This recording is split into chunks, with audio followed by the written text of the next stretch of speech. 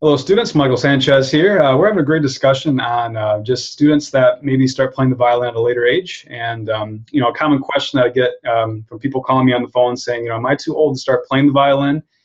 So we actually have some instructors in the class today that are going to give their opinions on this, and me as well. So yeah, I have a lot of adult students that take from me.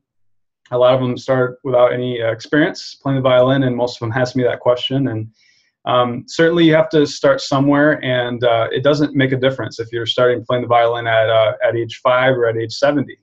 At one point, I actually had an 89-year-old student that had never played a musical instrument before, bless his heart. And yeah, he flew planes until he was 75 years old. But pretty much anybody can learn to play from the beginning, from the basics. There's no type of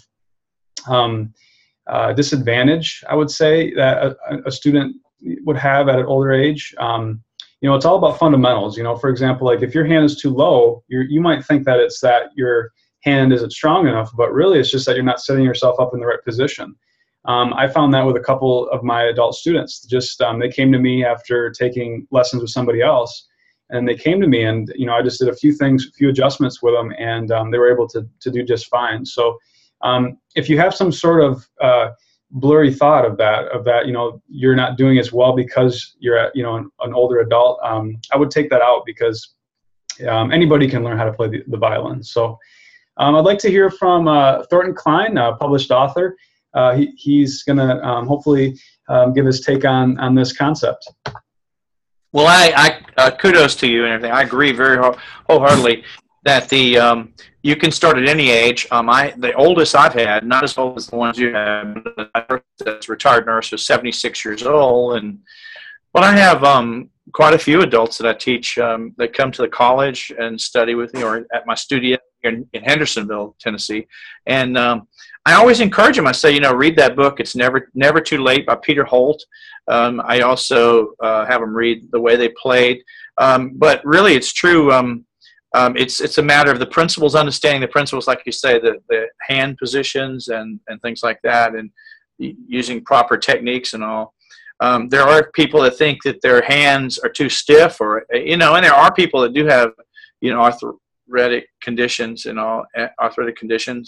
and sometimes the dexterity and things like that in their hands is difficult, but there are ways to work around that, well, look at how impossible. Do you remember the concert violinist, the Midori? I'm talking about? Yeah.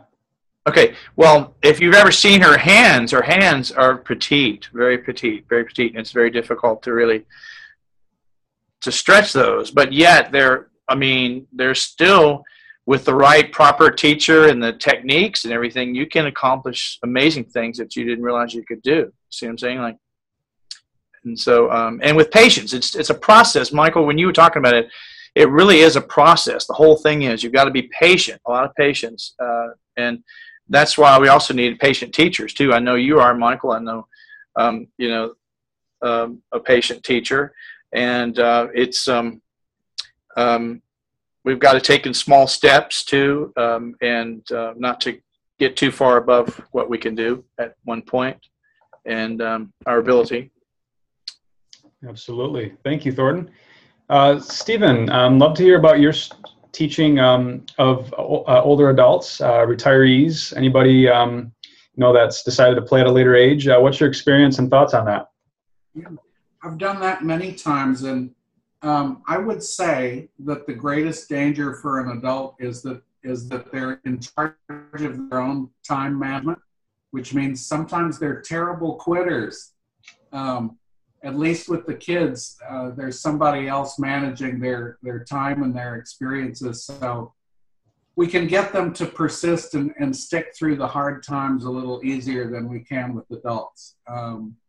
So if you're really up against that kind of a problem, the one promise you want to make to yourself, just like doing physical exercise or trying to change your diet, is you must make yourself stick with it so that you get through the bad time and come out on the other side, and just continue to work slowly. just be very inquisitive about your own experience. You know, what are you feeling in your arm? There are no mistakes unless you're just overlooking things and trying to get through it to the end. That's where I think people get a little frustrated, is they're always thinking, when is this going to be over, instead of being absorbed in the moment of the activity. It's a great point. I really like what you said about yeah, just, you know, adults, you know, they're easily to pull the plug, you know, whereas, oh yeah, you know, a child, you know, they get, yeah. Sometimes they'll pay high dollar to just say goodbye.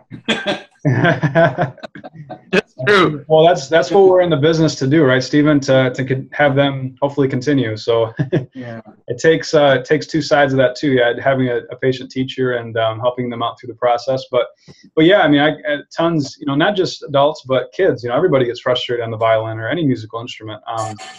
So you're not alone. I mean, but just never blame it on age. That's what I encourage you guys to do, because it's easy to do that. You know, I'm not doing as well because I'm this age, or, you know, if only I would have started at this age. You know, anytime you say stuff like that, it's just not true. You know, everybody goes through tough times and needs patience. But like you said, it's easier for an adult to pull the plug. So I encourage you guys not to do that and to continue through. Well, does anybody have an example of anybody that has gone on to do something like, besides like Peter Holt, on the violin, like at like in their 70s or 80s? Anybody know any? Well, I mean, like, I'll give you an example. I mean, we're doing it for fun and passion, so we shouldn't lose sight of that at any age. But it's great therapy, so we have to realize that maybe we are or we're not going to be professionals. Most of the time, most people don't turn out to be professionals, you know, when they study, but that's okay. But I'll give you an example, like, you know, Grandma Moses. Everybody know about her, even though she's not a violinist. But I'm just saying, if somebody accomplishing something in a late age, right? I mean, is everybody familiar with her story? Mm-mm. Grandma Moses was passed away, and she was couldn't stand all the loneliness of being around like her home and everything. So she decided to express her emotions and feelings through paintings, and she went on to be a great artist. And her paintings have been displayed in the White House of different presidents and everything. It's just amazing. And she did that for another 12 years. I was reading about her life. I'm just saying that's an inspiration to us as violinists too, you know, as far as it's never too late. Most people would say, oh, you can't do that. I mean, you're 76. How much longer do you have to live and everything, you know, and so forth. But she went on to prove that. I was just using that as an example. She's not a violinist, but wanted to use that as an example, as inspiration, that we can basically do anything we apply ourselves to. Absolutely. I actually have a couple students in the class right now that take lessons from me privately, that come here to the house in Grand Rapids, Michigan. And yeah, I won't mention her name, but she's here, and she started with, you know, no experience. She's in her 60s. And yeah, I mean, the biggest thing is, you know, you don't necessarily have to play, you know, professionally, you know, or have a huge goal of doing something like that, or playing in a big orchestra or getting compensated. But this particular student, I mean, she just loves doing it. Like her biggest hobby is playing the violin. You know, she has 4 different groups she meets with every week. She loves to practice. She gets really into it. I mean, that's the main goal, is just doing something that you love. You know, you don't have to, you know, have a huge goal of performing for somebody else, or, you know, you can basically go your whole entire lifespan never even performing at all. But just having the love of it and growing, you know, and it really helps the brain. It really helps, you know, a lot of things in life. And my wife says I got to continue playing so that I don't get Alzheimer's someday. She says her dad's going to get it. So she says her dad should play the violin. But yeah, I mean, there's just so many positives to it. So I highly encourage you guys that haven't started yet to consider, because there's so many great things for you, you know, down the road. Well, thank you guys so much for watching, and appreciate this discussion. Thank you, Thornton, for joining us. Appreciate your time. and Stephen as well. So look forward to having you guys in on some future classes. Please feel free to email me if you have any questions about future classes, rivertownviolin@hotmail.com.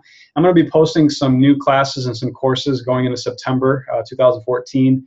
And yeah, it should be some good offerings for all you guys to learn how to play the violin. So definitely stay tuned on my website for that. Thanks so much for watching, and have a great night.